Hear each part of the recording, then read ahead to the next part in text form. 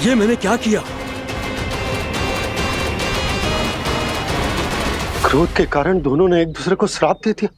पर दोनों ही मेरे भक्त हैं और भगवान होकर मैं अपने भक्तों को इतनी कठिनाई में कैसे देख सकता था। इसीलिए जिस संकट में उन दोनों ने अपने आप को फंसा लिया था, उसका समाधान करने में मैं उनके पास गया। देखिए ना प्रभु, ये क्या हो गया हमसे? हमारी रक्षा कीजिए प्रभु, मार्ग दिखाइए हमें। क्रोध पर नियंत्रण ना होने के कारण आप दोनों ने एक दूसरे को बहुत ही भीषण संकट में डाल दिया है। आप दोनों ही तपस्वी, तप के बल से दिए गए आपके श्राप को लौटाना भी संभव नहीं है। प्रभु कोई तो उपाय होगा, हम आपके शरण में हैं प्रभु। अपराध तो हमसे हुआ है प्रभु, पर अब आपसे ही आशा है। कुछ ऐसा कीजिए भक्त वत्सल, जिससे हम दोनों के श्राप का प्रभाव कुछ कम हो जाए। आप दोनों ही मेरे भक्त हैं, इसलिए आपकी पीड़ा का निवारण करने का एक उपाय है मेरे पास। वेद शिरामुनि, जब आप कालिया नाग बनेंगे तो आपको मेरे चरणों को अपने शीश पर धारण करने का सौभाग्य मिलेगा। और अश्र शिरामुनि, आप काग योनि होने के बाद भी आप श्रेष्ठतम ज्ञान और सर्वाधिक यौगिक सिद्धियों के स्वामी होंगे और प्रवचन दिया करेंगे। इसके बाद अश्वशिरा मुनि काक भुसुंडी बन गए, जिन्होंने आगे चलकर सेम गरुड़ देव को रामायण सुनाई। और मुनि वेदशिरा महर्षि कश्यप और देवी कत्रियों के पुत्र कालिया नाग बनकर जल में। और अब वही कालिया नाग जमुना जी में, जिनके कारण जानकी के प्राण लगभग चले ही गए थे। अब कालिया नाग को उचित स्थान पर भेजने का समय आ गया है बाबा। पर ये तो अच्छी बात है कान, वेद शिरा मुनि को दिया हुआ तुम्हारा वचन भी पूरा हो जाएगा, जमुना जी की शुद्धि भी हो जाएगी। इस सब के बाद भी तुम दुखी क्यों हो? क्योंकि इसके बाद मैया के सामने मेरा रहस्य खुल जाएगा बाबा। उन्हें पता चल जाएगा कि उनका बालक कोई साधारण बालक ना है। भविष्य में जो होने वाला है उसे सबके सामने घटने से रोकना मेरे लिए भी संभव ना होगा। मैया को सब पता चल जाएगा। क्या पता चल जाएगा रे मुझे?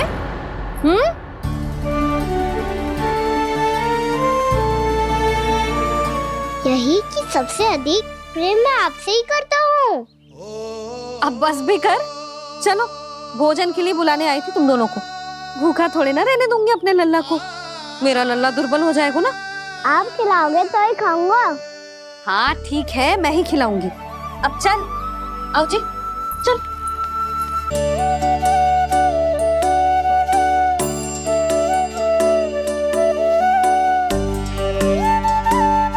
मैया खेलो ना मेरे साथ।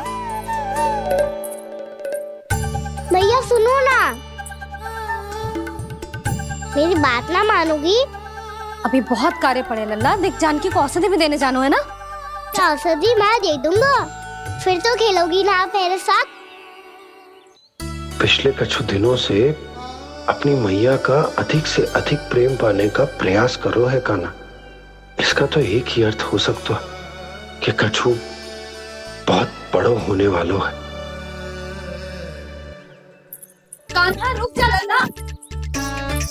कान्हा क्यों तंग कर रहा है? मैया को पहन लेना। कान्हा, कान्हा, ये क्या करो तूने?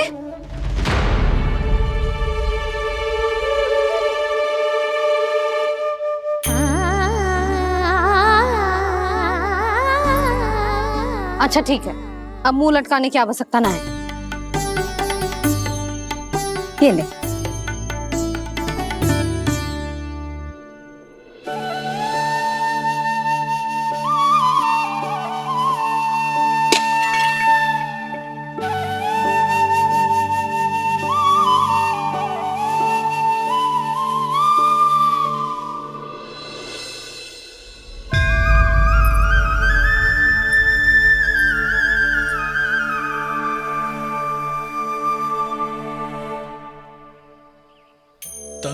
करे मैया को खिजाए, खेले रूठे मनाए, लीला अनोखी करके शरारत, कान्हा दंड भी पाए।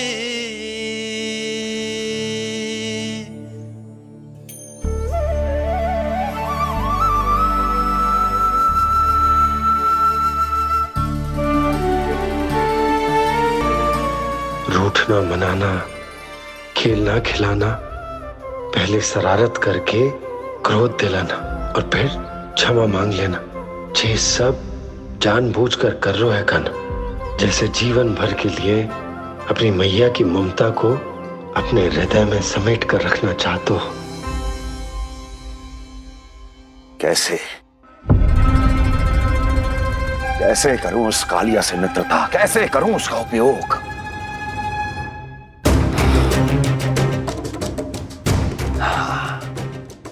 उस पर आक्रमण कर देता हूं और उसे किसी ना किसी तरह से यह विश्वास दिला देता हूं कि यह आक्रमण उस विष्णु अवतार ने किया है। फिर वो क्रोध में आकर सारे वृंदावन वासियों को अपने विष से समाप्त कर देगा। उचित है, ये उचित है। नारायण हरि, नारायण हरि।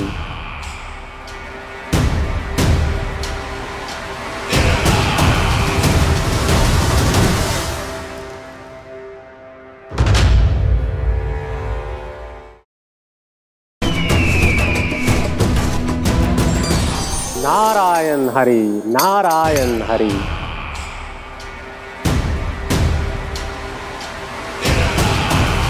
प्रणाम देवर्षि। किस योजना में कितना लाभ है और कितनी हानि, यह आंकलन करते करते थक गए होंगे मथुरा नरेश। देवर्षि, आज मेरा ध्यान कैसे आ गया आपको? आप तो सदैव ही मेरे ध्यान में रहते हैं महाराज कंस। सत्य तो यह है कि मथुरा में जो भी हो रहा है मुझसे छिपा हुआ नहीं है। मैं जानता हूं कि आप किसी भी असुर को वृंदावन क्यों ना भेजें, और वो असुर कितना भी शक्तिशाली क्यों ना हो, कृष्ण का सामना नहीं कर पाता। या तो पराजय स्वीकार करके आपके पास लौट आता है, या तो फिर वीर गति को प्राप्त हो जाता है।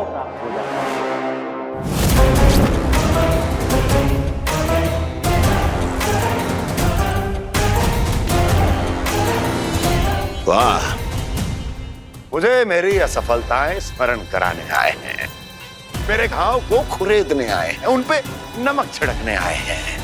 मित्र को शत्रु समझने की भूल मत कीजिए महाराज कंस। मैं तो आपकी सहायता करने आया हूं। हाँ, और मेरी सहायता। कृष्ण विष्णु अवतार है, आप विष्णु के भक्त हैं। मैं हूं विष्णु द्रोही, फिर भी तो आपके आराध्य को हानि पहुंचाना चाहता है, उसकी सहायता करना चाहते हैं आप। क्या आप निश्चित रूप से कह सकते हैं कि आप ब्रह्मांड के सभी नियमों को अच्छी तरह समझते हैं? अवश्य। आपके लिए बस इतना ही जानना पर्याप्त होगा कि मैं जो कुछ भी कर रहा हूं उसके लिए मेरे व्यक्तिगत कारण हैं। मैं तो बस आपके हित में पिछली बार की तरह एक सुझाव लेके आया था, पर यदि आप मेरा सुझाव सुनना भी नहीं चाहते तो आपकी इच्छा। नारायण हरि, नारायण हरि। कारण चाहे जो हो, इनके पिछले सुझाव के कारण ही आज मेरे शत्रुओं की संख्या कम है। अन्यथा मैं देवकी के अन्य पुत्रों को भी जीवित छोड़ देता, और आज वो सब अपने भाई के साथ मिलकर उसकी शक्ति को अनेक गुना बढ़ा देते। ठहरिए देवऋषि।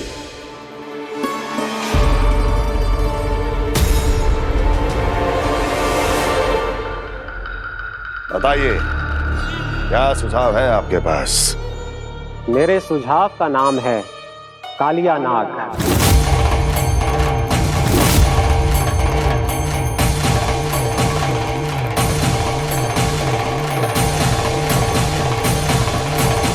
उसके विषय में मैं जानता हूं देवर्षि। तो समस्या यह है कि मैं स्वयं उससे मिलने नहीं जा सकता, उससे भेंट नहीं कर सकता, उस कृष्ण की हत्या के लिए उसको वृंदावन जाने के लिए तैयार नहीं कर सकता। तो मत जाइए उसके सामने और ना उसे भेजिए कृष्ण के सामने।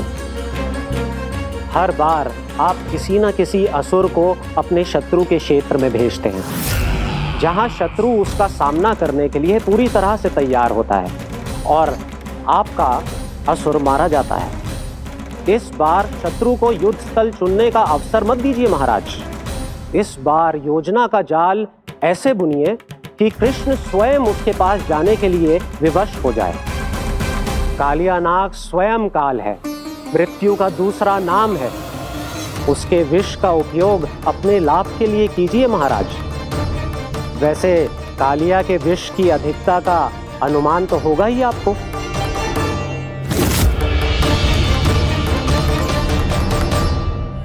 एक बार जो उसके क्षेत्र में पहुंच गया, फिर उसके विष से बचना असंभव है। उचित सुझाव है देवर्षि, उचित सुझाव है। देवर्षि, उस छलिया विष्णु की भक्ति करते करते आप भी उसके रंग ढंग सीख गए हैं। उचित है, उचित है।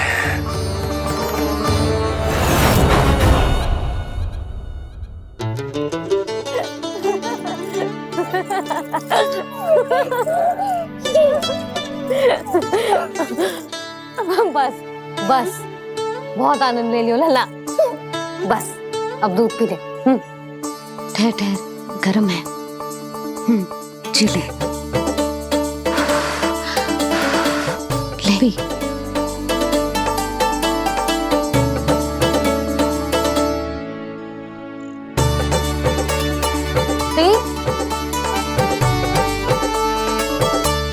मैं ना होती तो ना जाने क्या होता तेरा। अपने आप दूध भी ना पी सकते है, भावला कहीं का। आपकी इस प्रेम के लिए तो मैं धरती पे आया हूँ मैया। मैं भी यही सोच रहा हूँ यशोदा कि तुम ना होती तो मेरा क्या होता। इसी बात पे थोड़ा दूध और कजू खाने को दे दो। अरे मैं तो भूल ही गई।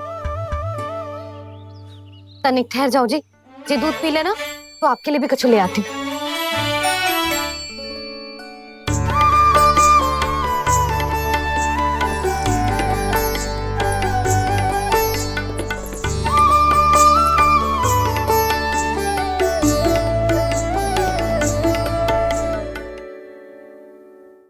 प्रणाम महाराज।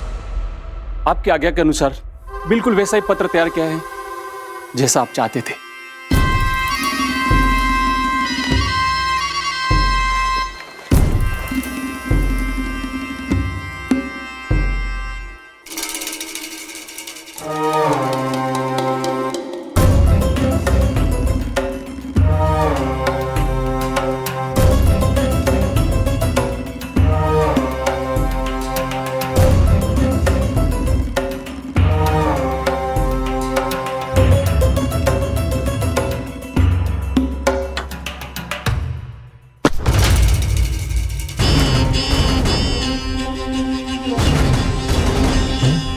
कृष्ण जन्म से लेकर आज तक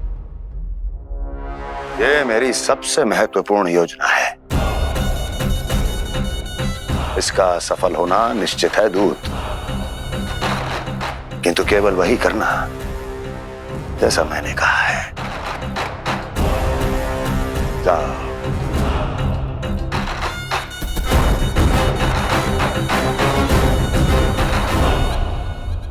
कान्हा,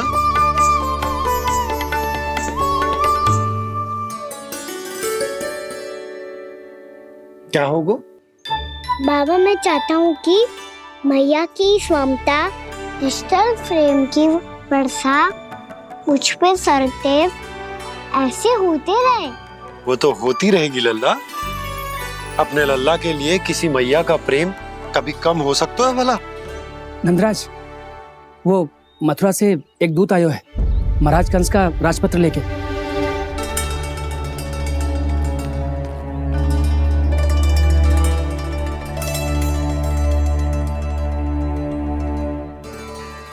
कान्हा अब क्या करने वाला है? तेरे बाबा कहाँ गए? हाँ? कंस मामा का खेल आरंभ हो गया है, पर मैया वो सब सुनेगी तो व्यर्थ चिंतित हो जाएगी। बस थोड़ा बाहर गया मैया, कछु खा रही से। बाहर इस समय? मैया क्या होगा? मैया देखो ना, पीठ पे कछु हो रहा है। मेरा हाथ ना पकड़ो, आप करो ना। दिखा यहाँ। क्षमा करना मैया, पर अभी बाबा को ही संभालने दो ये सब। कहिए, क्या संदेश लाए हैं आप? नहीं नंदराज, नहीं। महाराज कंस का आदेश है कि ये संदेश सभी गांव वालों के साथ ही पढ़ा जाए।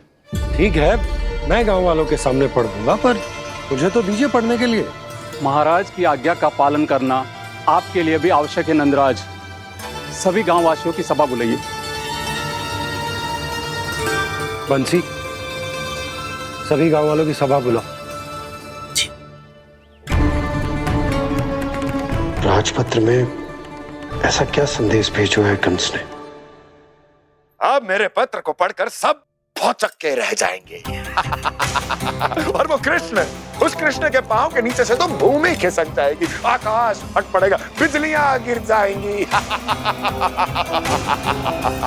प्राप्ति, ओ प्राप्ति, कंस का पत्र। स्वयं को बहुत अधिक शक्तिशाली समझता है ना वो। अब देखता हूं कैसे वो इस महासंकट का सामना करता है। वो कृष्ण, वो अपनी मृत्यु स्वयं चुनेगा या मृत्यु की वेदी पर चढ़ा देगा प्रिय वृंदावन वासियों को।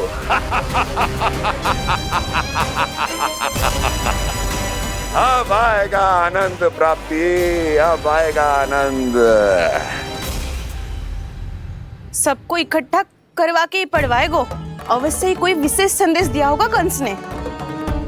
मैं भी यही सोच रही हूँ सुलक्षणा जी, कछु ना कछु तो विशेष है, पर जे हो क्या सकता है?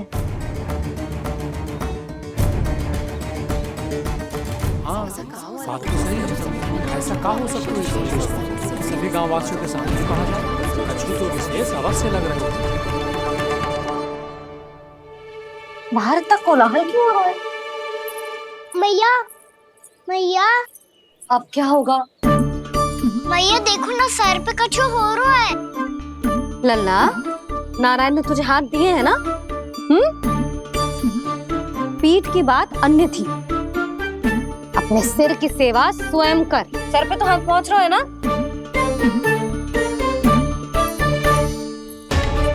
मैया सुनो ना, मैया देखो ना, तीव्र कर कछु हो रहा है। मैया देखो ना, तीव्र कछु हो रहा है।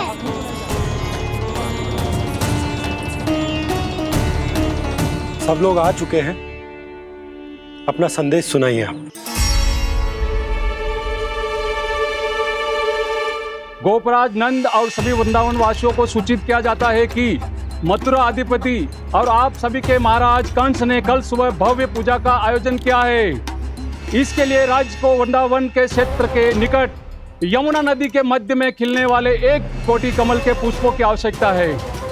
इसीलिए आप सभी को यह आदेश दिया जाता है कि ये सभी कमल के पुष्प प्रथम पहर से पहले राजसभा में पहुंचा दिए जाए। तो सारे वो भी प्रथम पहर से पहले कैसे हो सकता है? यदि आप ऐसा करने में असफल रहे तो इसे राज आज्ञा का उल्लंघन माना जाएगा और राजद्रोह के आरोप में आप सभी को कड़े से कड़ा दंड दिया जाएगा। स्मरण रहे, यदि कल की पूजा में इन 1 कोटि कमल के पुष्पों का ना पहुंचने के कारण कोई व्यवधान आया तो समस्त वृंदावन वासियों को दोषी माना जाएगा और पूरे गांव को निवासियों सहित धूल में मिला दिया जाएगा। कल प्रथम पहर तक का ही समय है आप सबके पास।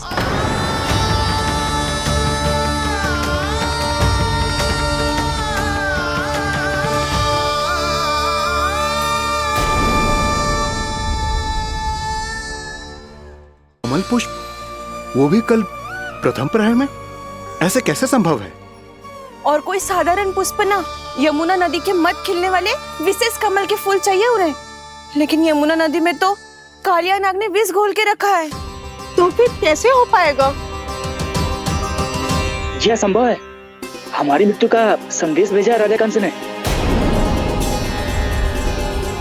सदैव की भांति इस समस्या पर भी गांव के बड़े ही विचार करेंगे। बालकों का यहाँ होना उचित ना है।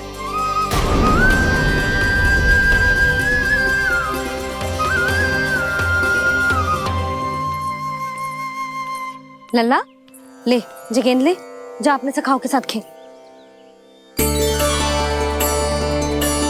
सुबह उज्जवल, मधुमंगल वसंता, देखो मैया ने क्या दिया है। चलो खेले, बहुत आनंद आएगा आज।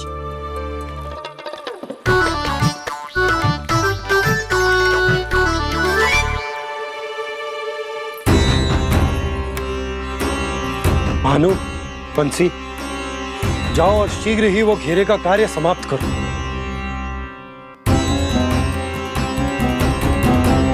पर कछु ना कछु तो करना पड़ेगा ना। पर हम कर ही क्या सकते हैं?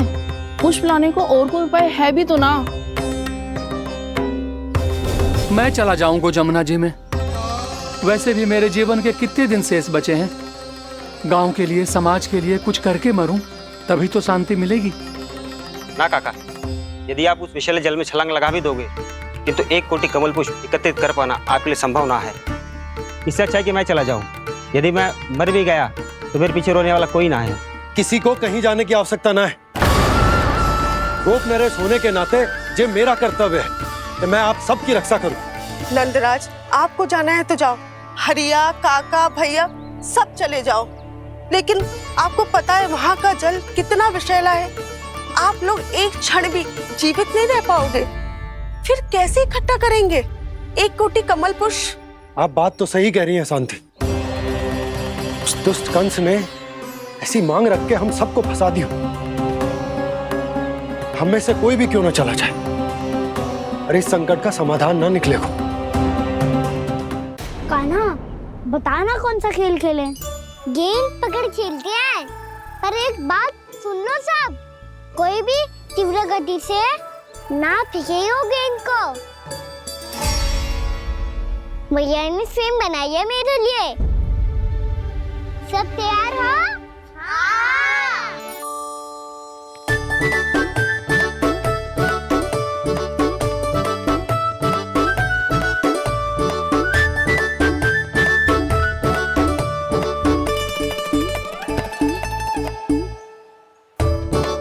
मुझे दो।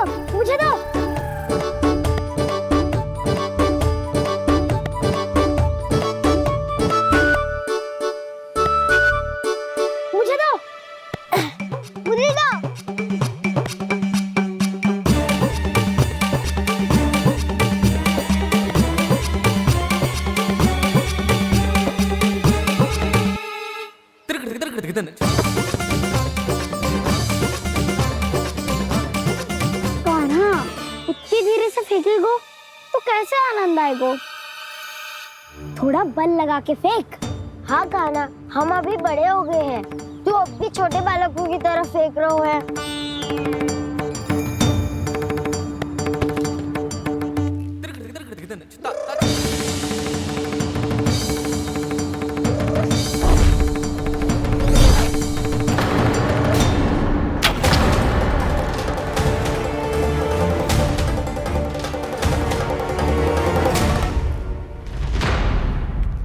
दीदी जी क्या करो कान्हा?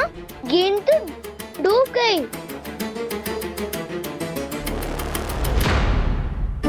अच्छा, तो ये सब इसकी योजना का भाग था ताकि ये कालिया का सामना कर पाए। तुम सबने तो कही थी तीव्र गति से फेंको। देखो फिकवा दी ना मेरी गेम मुझसे नदी में। अब मुझे जाके लानी पड़ेगी। रुक जा कान्हा, रुक जा कान्हा। जी क्या बोल रहे थे कान्हा? इसमें तो बहुत संकट है। कोई भी संकट मेरी मैया का उपहार खोने से बड़ा ना है। बहुत प्रेम से बना के उन्होंने दी थी। हे नारायण, कोई उपाय समझ में ना आ रहा है। मैया, हम कैसे करेंगे हम अपने गांव की रक्षा? कीड़े पड़ेंगे उस दुष्ट को। यदि उसके कारण किसी के प्राण चले गए तो कौन सा फल मिलेगा उसे इस पूजा का? तुम सही कह रही हो यशोदा। हमारे पास कोई और दूसरा विकल्प भी तो ना है। यदि हमने मथुरा की राज आज्ञा का पालन ना किया तो इसका दुष्परिणाम पूरे गांव को भुगतना पड़ेगा।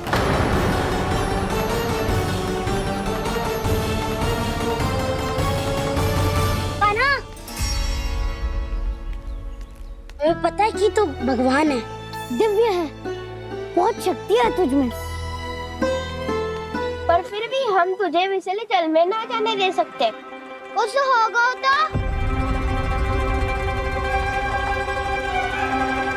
तुम सब इतनी हट कर रहे हो तो ठीक है, ना जाऊंगा। गेंद कहाँ गिरी है, कितनी दूर गई है, ये तो देख लूं, ताकि उसे बाहर निकालने का कोई उपाय ढूंढ पाऊं।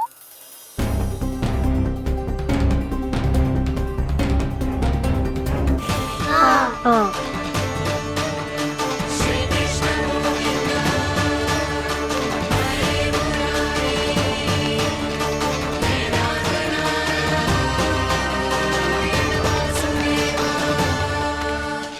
कान्हा की ये लीला तो समझ ही नहीं आ रही।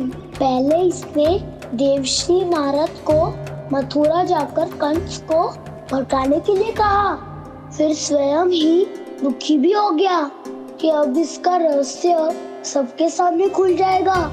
और अभी स्वयं ही तो इसने कहा था कि गेंद बहुत महत्वपूर्ण है, फिर स्वयं ही उसे नदी के विषैले जल में फेंक दिया।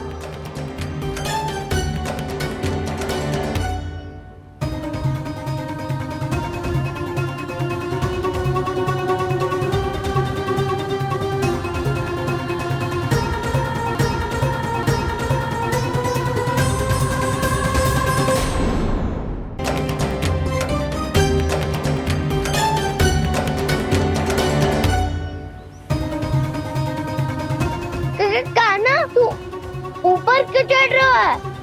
अरे ऊंचाई से देखूंगा तभी तो गेंद दिखेगी।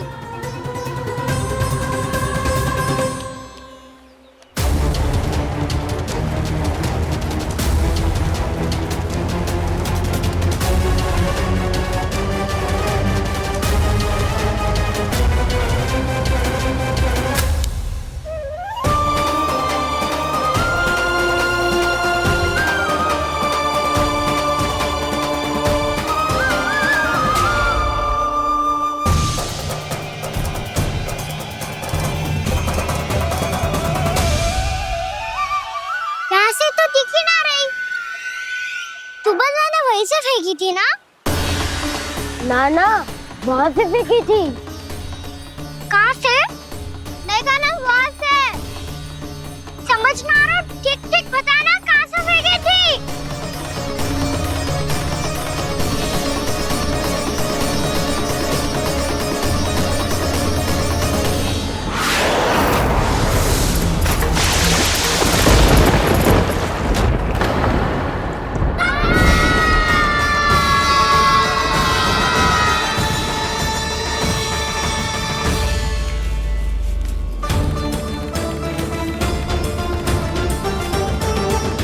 कालियानाग के क्षेत्र में जाकर कोई भी जीवित वापस ना लौट सको।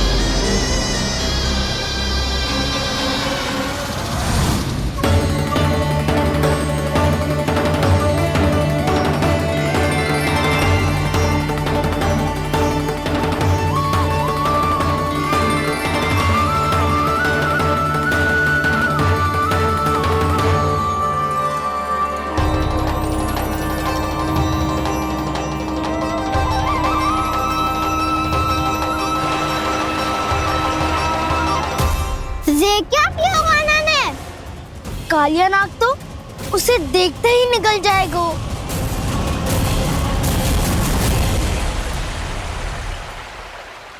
तो आरंभ से अब तक सब कुछ उसकी लीला का ही भाग था।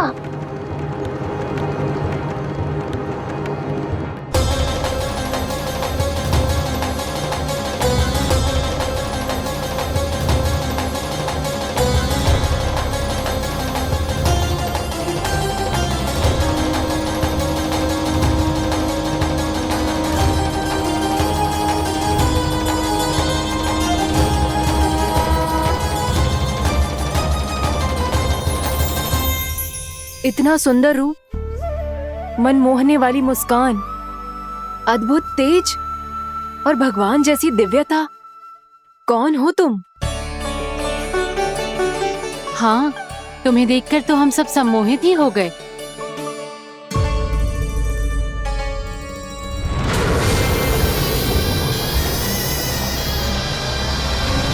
तुम जो भी हो बालक, वापस लौट जाओ। हमारा हृदय तुम्हें ही देखते रहना चाहता है, किंतु यदि हमारे पति जाग गए तो तुम्हें अवश्य हानि पहुंचाएंगे। ये बहुत विषैले है बालक, कालकोट जैसे भयानक। इनके विष से तुम नहीं बच सकोगे। नंदराज, कालिया नाग के विष का प्रभाव बढ़ते ही जा रहा है। पहले 8 कोस तक उसके विष का प्रभाव था, अब तो 1 योजन से अधिक क्षेत्र में फैलो है। जल पीने के प्रयास से अनेक पशु मारे गए हैं और नदी के निकट के वृक्ष और वनस्पति सब नष्ट होने लगे।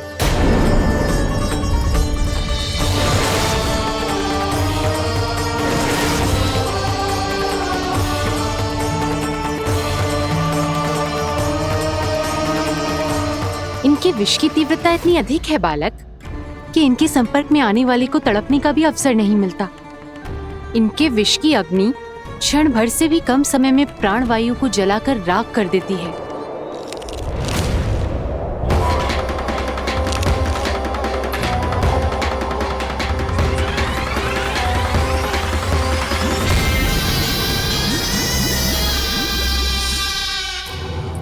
तब तो समस्या और भी गंभीर हो जाएगी।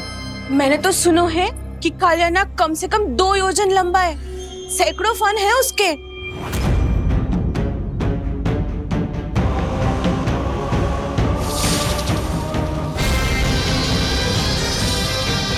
इसका अर्थ तो ये है कि हम दोनों ओर से फंस गए। एक और कंस को 1 कोटि कमल पुष्प देने जो कि कालिया नाग के क्षेत्र में पड़ते, और दूसरी ओर उस कालिया नाग का विष यमुना जी के क्षेत्र में बढ़ता ही जा रहा। इसके कारण हम ही नहीं, निर्दोष पशु पक्षी भी संकट में। इन दोनों समस्याओं का एक ही समाधान है, उस कालिया नाग का सामना करना। और ये ना समझ आ रहा कि हम ये करेंगे कैसे, क्योंकि ये बात साधारण मनुष्य के बस की ना है। हमारे लिए ये असंभव है।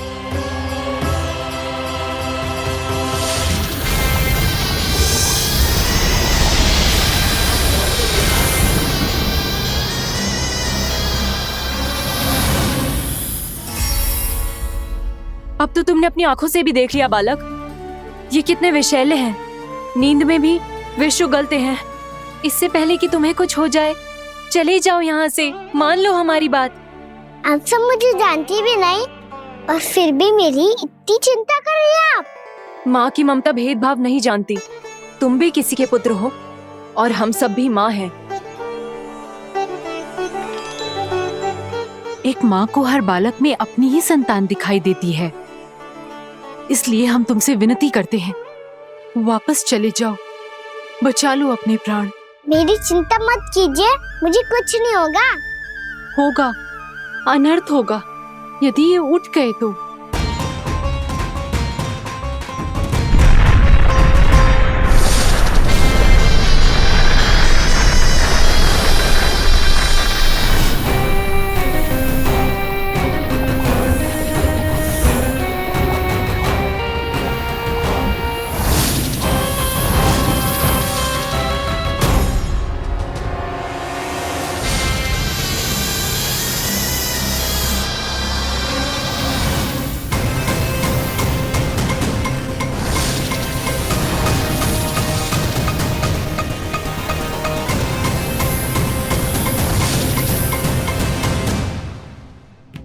सामने होते हुए भी अपने इश्क को केवल वही देख सकता है जो अपना अभिमान त्याग चुका हो। पर पूर्व जन्म में मेरा भक्त होने के नाते मेरा सत्य स्वरूप देख पाने में मुझे इसकी सहायता करनी चाहिए।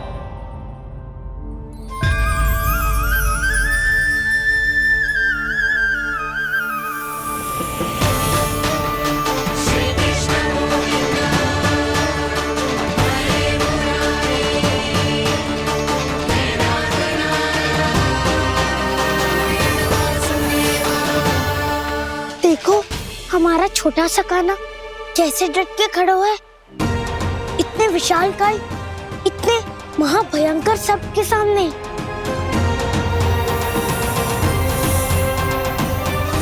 ये कोई भगवान नहीं है जो इसके सामने हाथ जोड़ रही हो तुम सब।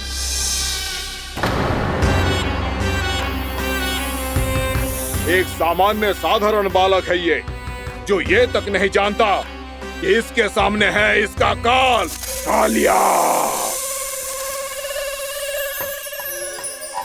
तू कौन है बालक? मेरे इतने निकट आकर भी तू जीवित कैसे है? मेरी नहीं, अपनी चिंता करो कालिया। बहुत मनमानी कर ली तुमने। अब बस मैं तुम्हें रोकना हूँ। अब बस मैं तुम्हें रोकना हूँ। बित्ते भर का है तू, मेरे विष के बारे में जानता ही क्या है?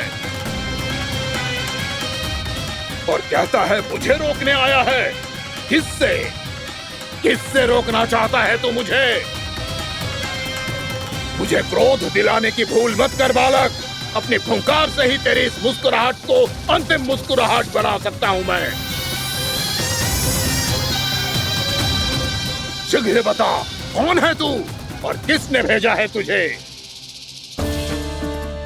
तुम्हें आवाज भी है कि अपनी पुकारों से तुम कितना विष भूल चुके हो। पवित्र यमुना नदी को कितना दूषित कर दिया तुमने। और यही नहीं, तुम्हारे कारण निकट के जीव जंतुओं, वृक्ष, वनस्पतियों सबको हानि पहुंच रही है। तो क्या? मुझे उससे क्या? मुझे है आपत्ति है मुझे तुम्हारे इस व्यवहार से, और इसीलिए तुम्हें यहाँ से जाना होगा।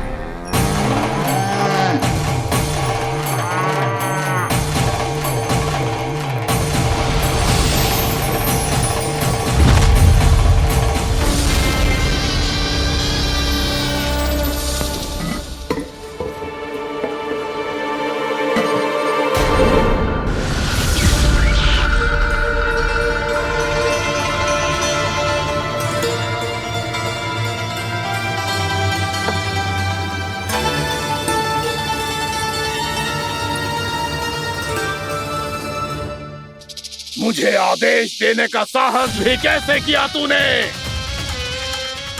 इस क्षेत्र को मैंने अपना राज्य बनाया है, मेरा परिवार रहता है यहाँ,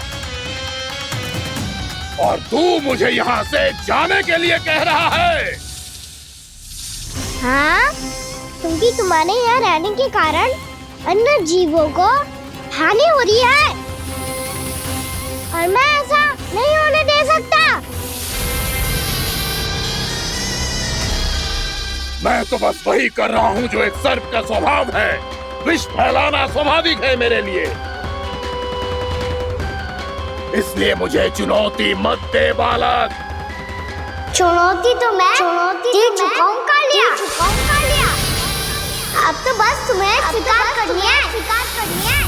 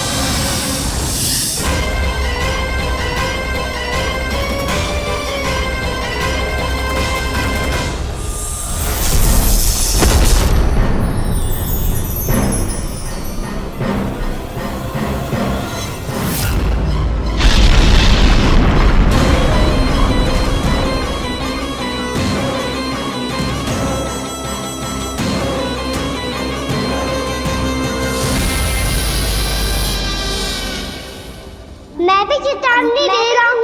यहाँ से चले जाओ, यहाँ से चले जाओ।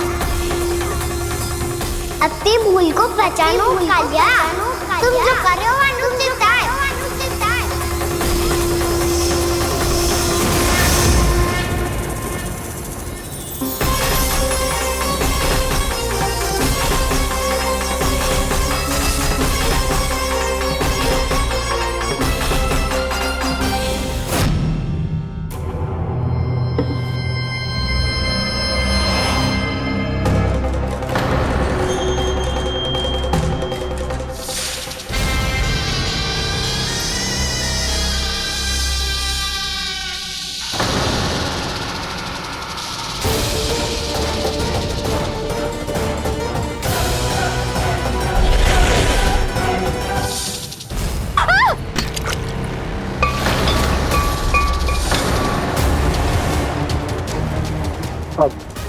मैं आता हूँ। क्या हो गया सुधा? मुझे आवाज हो रहा है जी, कछु ना कछु गड़बड़ है। यशोदा, जो समस्या हमारे सामने है, हम सभी उसका समाधान खोजने में जुटे। तुम विश्वास करो, मैं कोई ना कोई समाधान अवश्य ढूंढ लूंगा। हम कैसे भी करके वो कमल के पुष्प उस कंस तक पहुंचा देंगे। नाना, समस्या उससे कहीं अधिक है, उससे कहीं अधिक बड़ी, उससे कहीं अधिक भयानक है।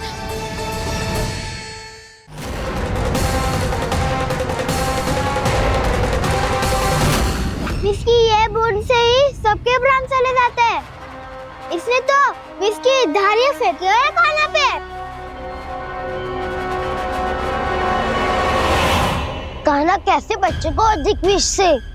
इसका विष तो क्या, ये सर स्वयं भी छू तक नहीं पाएगा हमारे कान्हा को।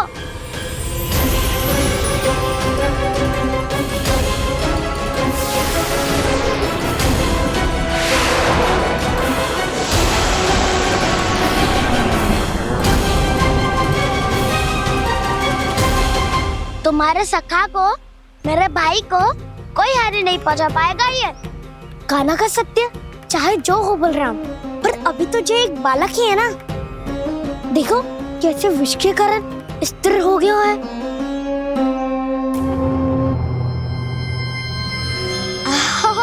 हाउ सर्फ ने कितनी आसानी से अपनी पूंछ से बांध लिया है। मुझे यहाँ से भगाना चाहता था ना तू? अब मैं तुझे दिखाऊंगा अपना सामर्थ्य। ये मूर्ख किसे बांधना चाहता है अपनी पूंछ में? उन्हें जिनका विस्तार सारे ब्रह्मांड में है, या उन्हें जो स्वयं अनंत है? पर देवराज, प्रभु ऐसा करने ही क्यों दे रहे हैं कालिया को? आप सब भूल रहे हैं देवगण, कालिया पूर्व जन्म में प्रभु का बहुत बड़ा भक्त था।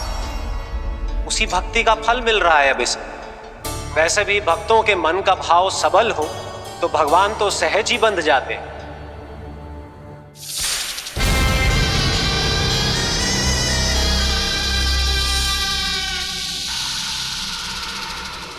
बलराम, तुमने ही तो कही थी कान्हा को कछु ना होगो।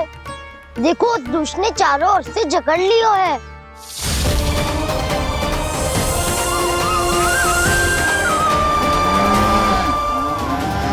ये क्या कह रही हो तुम?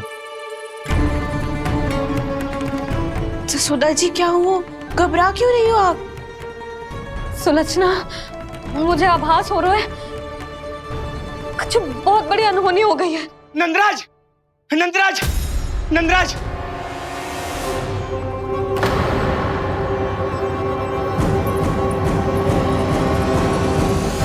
नंदराज, कान्हा ने जमदग्नि नदी में छलांग लगा दी है।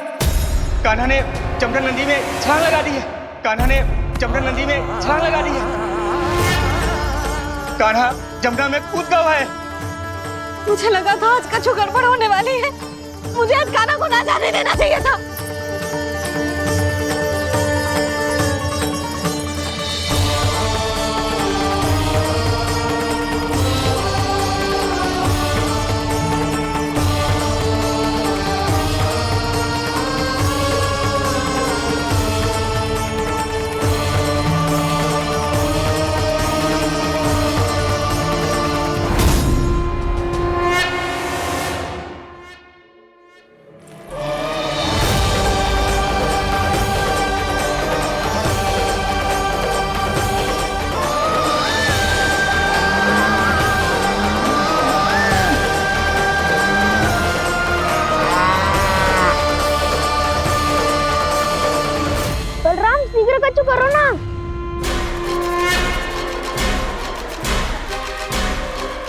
कुछ भी करो पर कान्हा को बचाओ।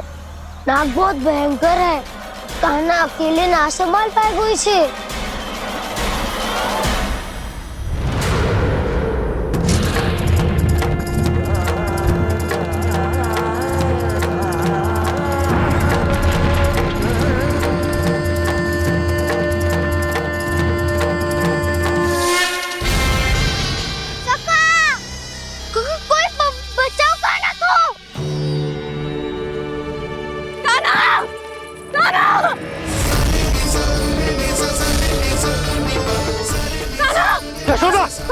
यशोदा रुको।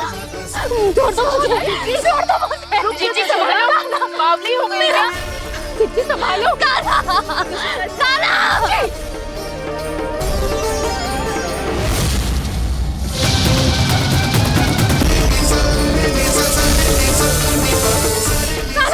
यशोदा, यशोदा रुको। छोड़ दो मुझे, प्लीज छोड़ दो मुझे। जीजी संभालो, बावली हो गई है। जीजी संभालो। कान्हा, कान्हा।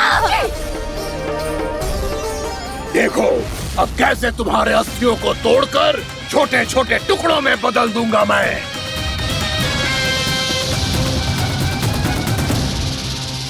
अगर जी आप जाओगी तो आप भी फंस जाओगी। अपने लल्ला के लिए मैं किसी भी संकट का सामना करने के लिए तैयार हूँ।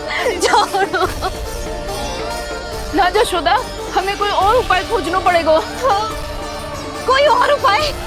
आप देख ना रही मेरा कान्हा किस दशा में है। कान्हा मैया के वश में नहीं है, नहीं तो ये अपने लल्ला के लिए साक्षात काल का भी सामना कर ले। ये तो केवल कालिया नाग है। हे नागराज, आप मेरे प्राण ले लो पर कान्हा को छोड़ दो। ना नागराज, आप मेरे प्राण ले लो, मैं विरोध भी ना करूंगी। ना नागराज, आप मुझे मार दो पर मेरे कान्हा को छोड़ दो। ना ना ना ना नागराज, मेरे प्राण ले लो, हमारे कान्हा से क्या शत्रुता है आपकी। प्रभु के लिए जो प्रेम यशोदा मैया के हृदय में है, वही इन सभी गोपियों के हृदय में भी है।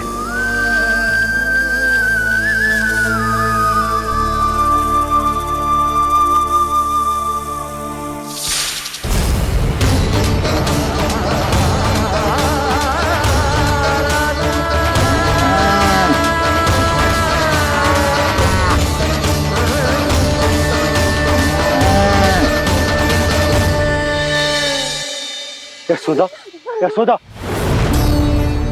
देखो इन गोपियों को, इन गैयाओं को, इन सब के मन में भी तुम्हारी भांति ही ममता भरी हुई। वो सब भी कान्हा से उतना ही प्रेम और स्नेह करती है, उतनी ही ममता से भरी हुई है जितनी कि तुम। तो तुम ही सोचो, जिसके साथ इतनी ममता और इतना स्नेह, इतना प्रेम, उसका कोई क्या कर सकता है? उस कालिया नाग का वेश इस सब आशीर्वादों के सामने कछु न है। कछु करो जी। उसे बोलो वो मेरे प्राण ले ले, मेरे कान्हा को छोड़ दे। यशोदा,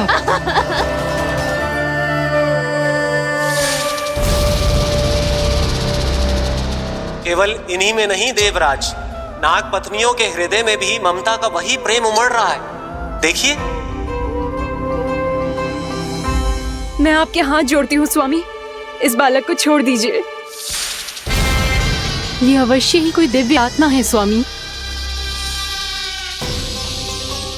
हम आपसे विनती करते हैं स्वामी, इस नन्हे बालक को हानि मत पहुंचाइए स्वामी। मेरी पत्नियां मेरे ही शत्रु के लिए विनती कर रही हैं। अब यदि इसके पक्ष में एक शब्द भी कहा तुम सबने, तो मैं इस बालक से पहले तुम सबके प्राण ले लूंगा। हो रहा प्रसन्न नाग कालिया, विजय को निश्चित जान। रोते बिलखते व्याकुल सब संकट में देख कान्हा के प्राण।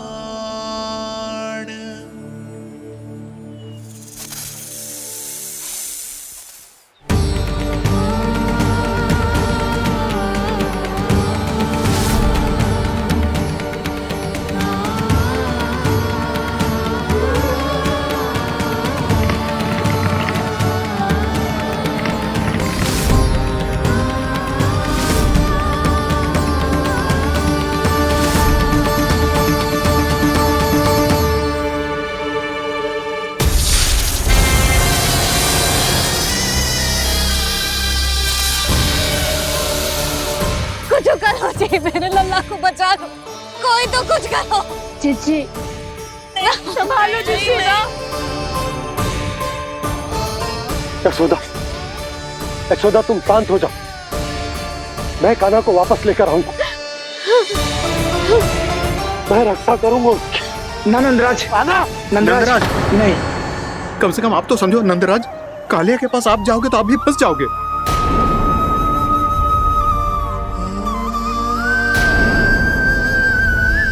बलराम, तेरा भाई इतनी भीषण संकट में है और तुझे जरा भी दुख ना हो रहा? क्या आप सब अब तक नहीं समझ पाए कि कान्हा सच में कौन है? छोटे बाबा, आप तो उसका सत्य जानते हैं ना?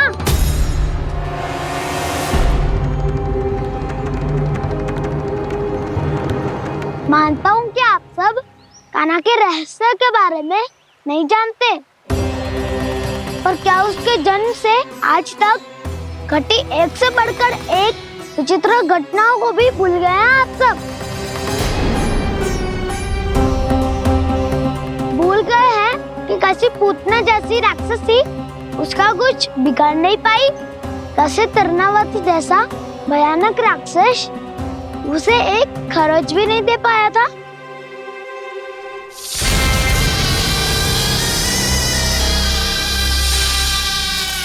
आप सबने अपनी आंखों से देखा था ना, बकासुर से कान्हा की रक्षा करने देवता स्वयं आए थे, पर सत्य तो ये है कि वो सभी देवता भी उस असुर के सामने असमर्थ हो गए थे। तब कान्हा ने बहुत ही आसानी से उस भयंकर असुर का वध किया था, एक ही बार में धराशायी कर दिया था उसे। तो आप सभी सोचिए, बार बार ऐसे असाधारण कार्य करने वाला बालक साधारण कैसे हो सकता है? अब तो आरंभ से ही सारा सत्य जानते हैं छोटे बाबा। रहस्य छुपाने में सदैव कान्हा की सहायता करते आए हैं आप, और आज आप स्वयं ही उसके सत्य को भूल रहे हैं। और तुम सब भी तो जानते हो कान्हा की शक्तियों के बारे में, तो क्या तनिक भी विश्वास न आया अपने सखा पे? बलराम, तू क्या कह रहे है? मैंने जो कहा उसका एक एक शब्द सत्य है छोटी माँ। यदि प्रभु की इच्छा हुई तभी कुछ ही क्षणों में सब कुछ अपनी आंखों से स्वयं अनुभव कर लेंगे आप।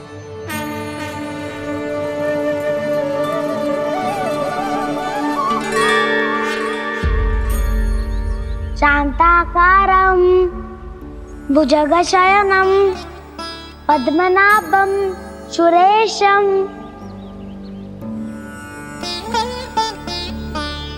विश्वाधारं गगनसदृशं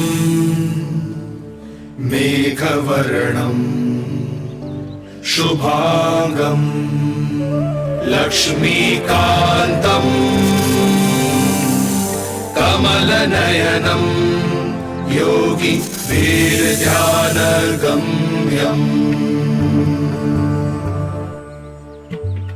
वन्दे विष्णुं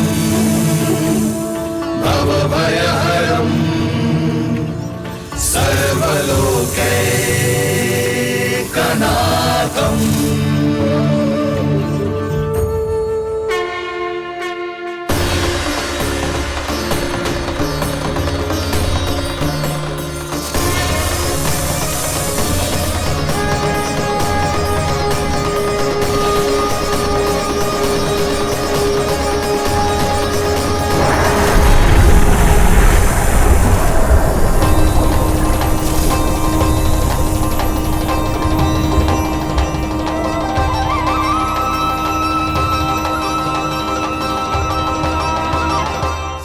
तुझे क्या लगता है बालक कि तू मेरी जगत से निकल गया तो अब बच जाएगा तू?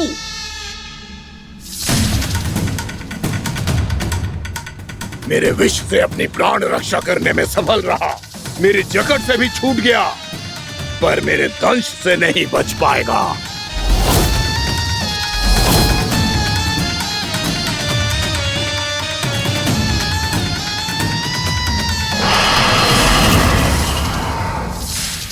अब भय से भाग रहा है, पर मैं तुझे मृत्यु देकर रहूंगा।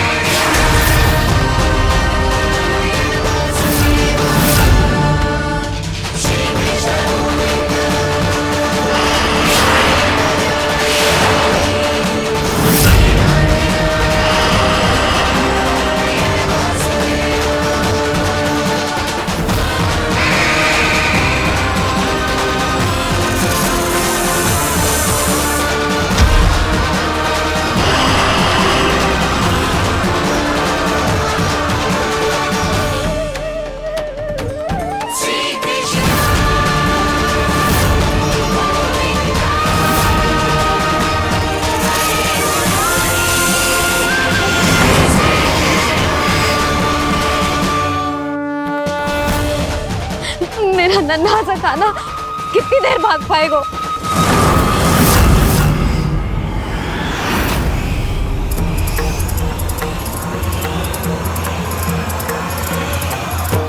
और कितनी प्रतीक्षा करोगे मेरी भक्त कालिया? भक्त नहीं, काल हूं मैं तेरा। जब अहंकार का मुकुट बुद्धि को ढक लेता है तो भक्त अपने भगवान को भी नहीं पहचान पाता। व्यर्थ की पहेली में मत उलझा बालक, ना मैं भक्त हूँ और ना तू भगवान।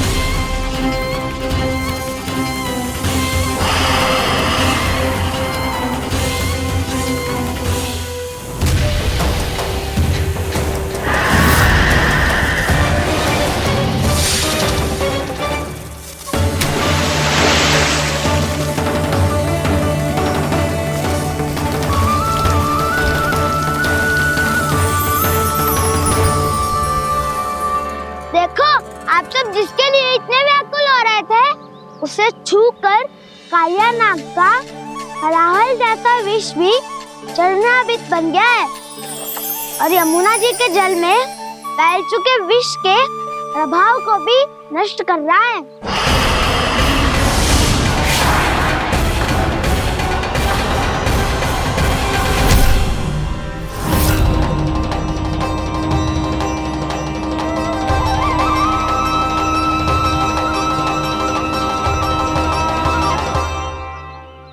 धर्म रक्षक अधर्म विनाशक प्रभु श्री कृष्ण का कौशल सचमुच आदित्य है। नारायण नारायण।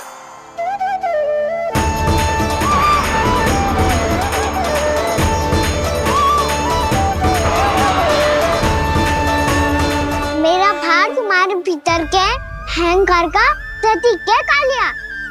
अब तुम्हारा अहंकार, तुम्हारा अर्पण मेरे पाँव के नीचे है और तुम्हारी पूंछ अर्थात तुम्हारे प्राण मेरे हाथ में। अब तुम क्या करोगे भक्त?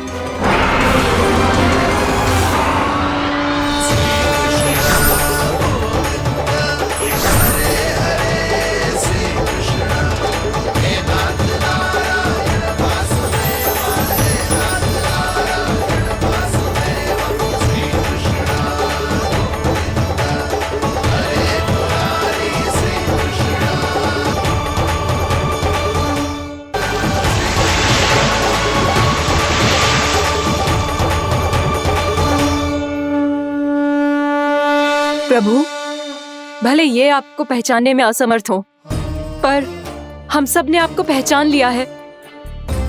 हाँ प्रभु, एक भक्त होने के नाते और एक अर्धांगिनी और माँ होने के नाते मैं आपसे इनके प्राणों की भिक्षा मांगती हूँ। अपनी कृपा दिखाइए और इन्हें क्षमा कर दीजिए। आपके लिए मित्र और शत्रु में कोई अंतर नहीं प्रभु। उसी तरह आपकी कृपा और दंड में भी कोई अंतर नहीं।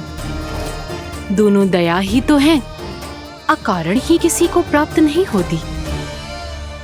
हमें विश्वास है कि हमारे पति को मिला ये दंड कोई अभिशाप नहीं है, आपका वरदान है। ये सत्य है प्रभु कि इनसे बहुत से पाप हुए हैं। इनके विष से बहुत सारे जीव जंतु को हानि पहुंची है, पर अब आपके चरण इनके शीश पर पड़ गए हैं। ऐसी कृपा तो बड़े बड़े महान महात्माओं को भी दुर्लभ है, और इन्हें प्राप्त हुआ तो अवश्य ही ये किसी महान पुण्य का ही फल है। हे प्रभु, उन्हीं पुण्य कर्मों की शक्ति का आह्वान कर मैं आपसे विनती करती हूँ, इन्हें प्राण दान दीजिए। मैं अपने इस भक्त को क्षमा अवश्य करूँगी देवियों, यदि ये अपने अहंकार को त्याग कर मुझे पहचान ले तो।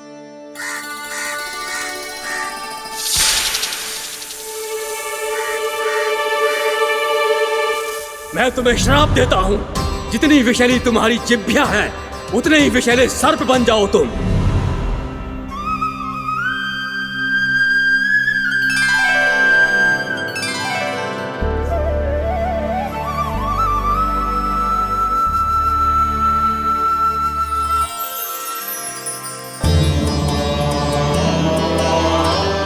नारायण, मुझे क्षमा कीजिए नारायण।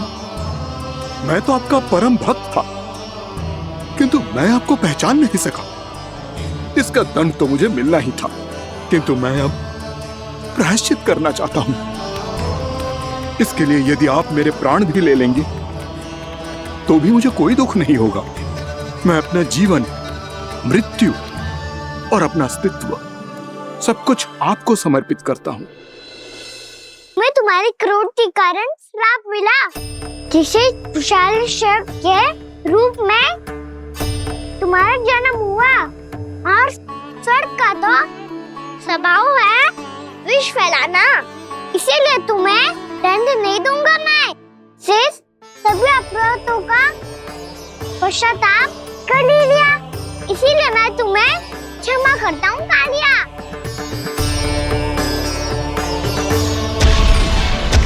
पर तुम्हें यहाँ से दूर समुद्र के बीच जाकर रहना होगा, जहाँ किसी निर्दोष का जीवन तुम्हारे विष से प्रभावित ना हो। मैं चाहकर भी आपकी इस आज्ञा का पालन नहीं कर सकता। मैं असमर्थ हूँ प्रभु, क्योंकि यदि मैं इस क्षेत्र को छोड़कर गया तो मेरी मृत्यु निश्चित है। आपसे क्या छुपा है प्रभु? आप तो जानते हैं कि सर्प जाति और आपके वाहन गरुड़ के बीच अनंत शत्रुता चल रही है, जिसका प्रारंभ नागों के द्वीप नागालय से हुआ था। उस द्वीप पर छोटे जीवों को निगल जाने के लिए सर्प थे, और गरुड़ को सर्पों का स्वाद बहुत प्रिय था, इसलिए वो बार बार नागद्वीप जाने लगा था। पर इस कारण पूरी सर्प जाति उससे आतंकित हो गई थी।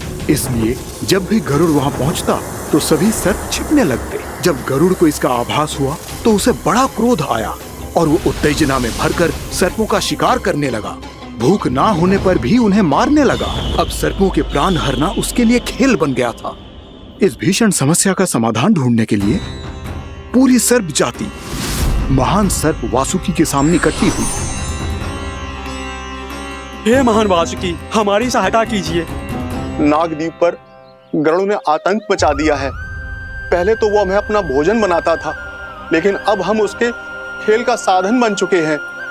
भूख हो या ना हो, जब तब आकर वो हमारे प्राण हर लेता है। अनुचित हिंसा के इस प्रथा का आरंभ सर्पों ने ही किया है।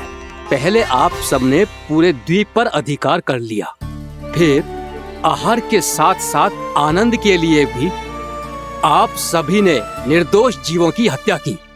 और जब सृष्टि का संतुलन बनाए रखने के लिए गरुड़ आपको अपना आहार बनाने आया, तो आप सब अपने प्राणों की रक्षा के लिए छिपने लगे। तो फिर गरुड़ का उत्तेजित होना तो स्वाभाविक ही था।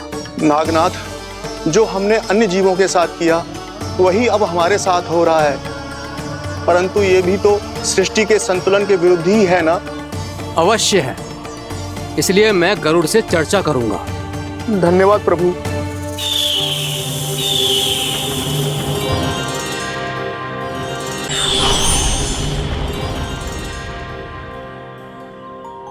श्री नारायण के वाहन पक्षीराज गरुड़, मैं संपूर्ण सर्प जाति की ओर से आपसे एक निवेदन करने आया हूँ। कहिए, क्या कहना चाहते हैं आप? हे पक्षीराज, यदि आप हम पर ऐसे ही आक्रमण करते रहे तो शीघ्र ही हमारी प्रजाति समाप्त हो जाएगी। इसीलिए हमारी आपसे विनती है, यदि आप उचित समझें तो सर्पों के किसी एक घर से हम आपको एक सर्प प्रतिदिन अर्पित करेंगे। आप उसको आहार बनाइए और अन्य सर्पों को जीवित रहने का अधिकार दीजिए। मुझे स्वीकार है। तब से प्रतिदिन किसी एक घर से एक सर्प गरुड़ के भोजन के लिए भेजा जाने लगा। समय के साथ मेरे घर की भी बारी आई, परंतु मैंने एक बहुत बड़ी भूल कर दी। समय आ गया है स्वामी, आज गरुड़ के आहार के लिए इसे चुना गया है। कौन है यह गरुड़ और क्यों दूं मैं इसे कोई भेंट? स्वामी, सभी सर्प राज्यों और गरुड़ के बीच में यही समझौता हुआ है, हमें इसका सम्मान करना ही होगा। मैंने कोई समझौता नहीं किया, मैंने कोई वचन नहीं दिया और ना ही मैं किसी गरुड़ से भयभीत होता हूँ। यदि इस राज्य में किसी को सर्पों को अपना आहार बनाने का अधिकार है तो वो केवल मुझे है।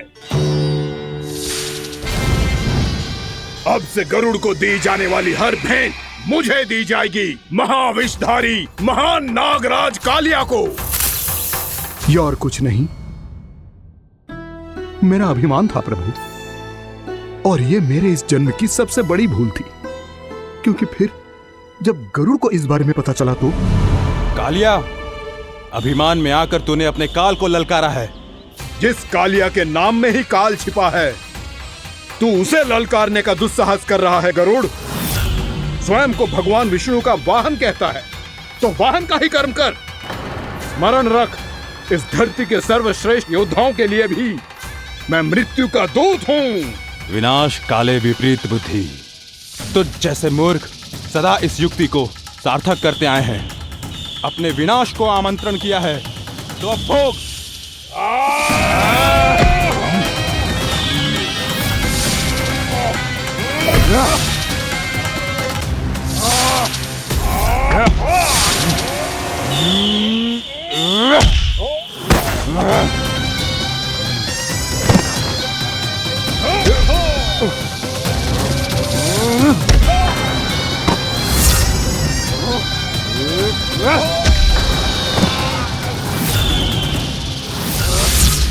जिसने मेरा भोजन चुराने की धृष्टता की है वो इसी योग्य है। तू मुझे जानता नहीं है गरुड़, मैं महाविषधारी नाग कालिया हूँ। तेरा इतना दुस्साहस कि तूने मुझ पर चरण से प्रहार किया।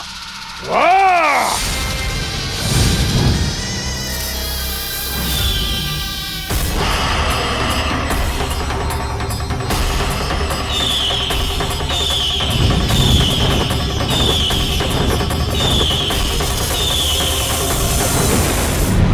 मैं अपने अभिमान में भूल गया था कि गरुड़ मुझसे कहीं अधिक शक्तिशाली है।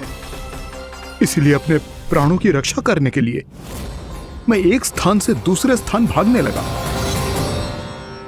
नदियां, पर्वत, यहां तक कि मैंने सागर भी लांघ डाला, पर मैं जहां भी जाता गरुड़ के रूप में मेरा काल वहीं आ जाता। इसीलिए मृत्यु की आशंका से भयभीत होकर मैं अपने बड़े भाई मां कद्रु के प्रथम पुत्र अनंत शेषनाग से राय लेने चला गया। भैया, मैं यहां आपसे आपकी सहायता लेने आया हूं। मेरी एक छोटी सी भूल के कारण यह गरुड़ मेरा पीछा कर रहा है। मुझे हर समय हर स्थान पे ढूंढते रहता है। यदि उसने मुझे ढूंढ लिया तो वो निश्चित ही मेरे प्राण ले लेगा। मुझे कोई ऐसा स्थान बताइए जहां मैं अपनी पत्नी और अपनी संतानों के साथ शांति से रह सकूं। तुम यमुना नदी के किनारे वृंदावन क्षेत्र में जाके वास करो कालिया। गरुड़ वहां प्रवेश नहीं कर सकता, क्योंकि उसे ऋषि सोबरी का श्राप मिला हुआ है।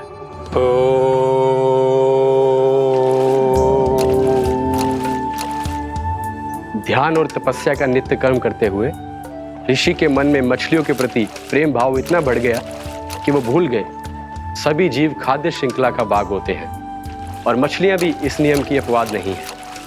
उन्हें मछलियों की अटखेली इतनी अच्छी लगने लगी कि वो इस क्षेत्र के मछुआरों को भी मछली पकड़ने की अनुमति नहीं देते थे।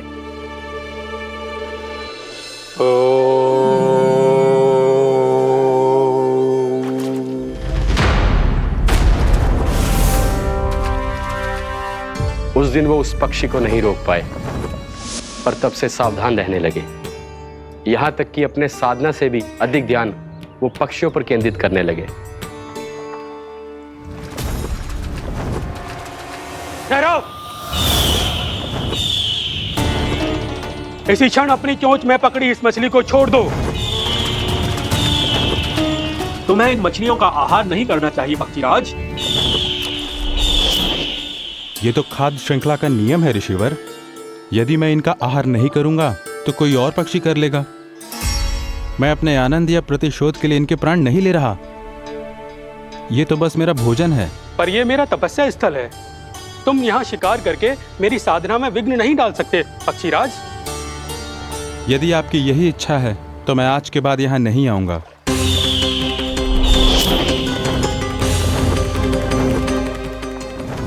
पर आज ये मछली मेरे आहार के रूप में पकड़ी जा चुकी है। मैं वचन देता हूँ ऋषिवर, इस स्थान पर यह मेरा अंतिम शिकार होगा।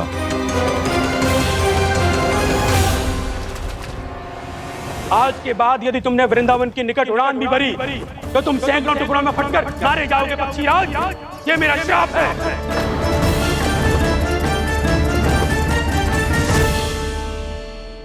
और इसीलिए भैया शेषनाग के सुझाव के अनुसार मैं यहां आ गया। पर अब यदि मैं कहीं और जाऊंगा तो मेरे प्राण नहीं बचेंगे प्रभु। निश्चिंत रहो कालिया, अब से गरुड़ तुम्हें कोई हानि नहीं पहुंचाएगा। अब तुम्हारे फनों पर मेरी पक्षिंग बन गए कालिया, इसीलिए अब से तुम्हें गरुड़ से कोई भय नहीं होगा। निश्चिंत होकर अपने परिवार के साथ गहरे समुद्र में चले जाओ और सुख से शांति से निवास करो। पर ध्यान रहे निर्दोष जीवों को हानि ना पहुंचे। आपने मुझे जीवन दान दे दिया प्रभु, इस उपकार से मैं कृतज्ञ हूं प्रभु। आदेश दीजिए, मैं आपकी सेवा कैसे करूं? तुम्हारे जल क्षेत्र से 1 कोटि कमल पुष्पों को लेने की अनुमति दे दो कालिया। यह मेरी सेवा होगी प्रभु। ये तो मेरा सौभाग्य होगा।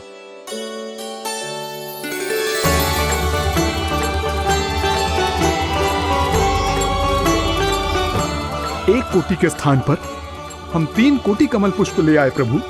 मैं तुम्हारी सेवा भाव से प्रसन्न हुआ कालिया। रमनाक द्वीप पर चले जाओ ताकि तुम्हारे कारण फिर कभी किसी निर्दोष जीव को हानि ना पहुंचे और न ही तुम्हारा विष मेरे प्रिय यमुना नदी के जल को दूषित कर पाए। मैं तुम्हें आशीर्वाद देता हूँ। आज यहाँ मेरे द्वारा तुम्हें दिए गए इस आदेश का स्मरण जो भी भक्त करेगा और प्रातः काल और संध्या काल में इसका उच्चारण करेगा, उसे फिर कभी किसी संकट से कोई भय नहीं होगा।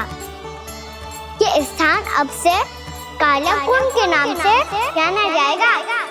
यहाँ पर स्नान करने वाला और देवताओं को इस क्षेत्र से जल का अधर देकर प्रसन्न करने वाला भक्त यदि मेरा स्मरण करके पास रखेगा तो वो अपने सभी पापों से शीघ्र ही मुक्त हो जाएगा।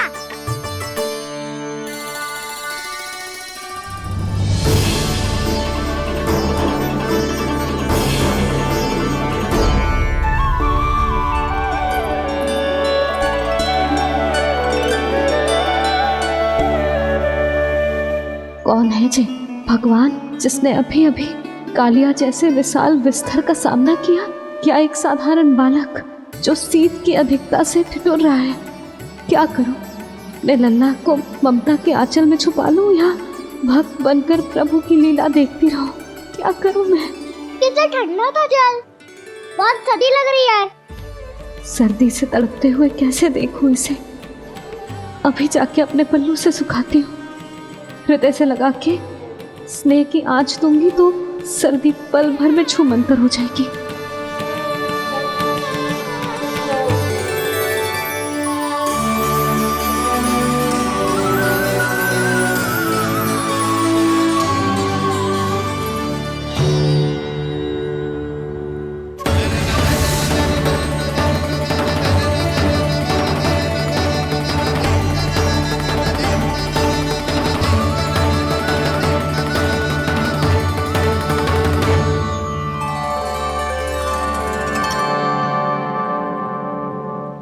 मेरी आवश्यकता ना है इसे। ये तो सच्ची में भगवान ही है जिसकी ठंड दूर करने के लिए स्वयं द्वादश आदित्य प्रकट हो गए हैं।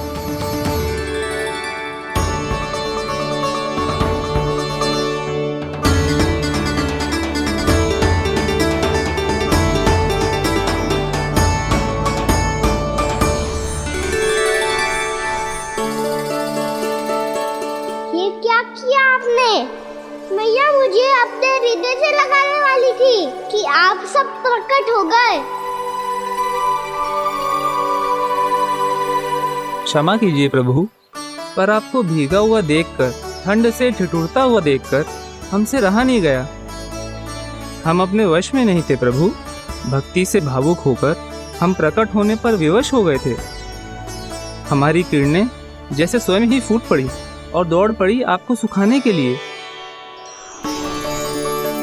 मैं आपका प्रेम, आपकी भक्ति समझता हूं आदित्यगण, और इसीलिए इस समय मैं जहां खड़ा हूं, इस स्थान को द्वादश आदित्य टीला के नाम से जाना जाएगा।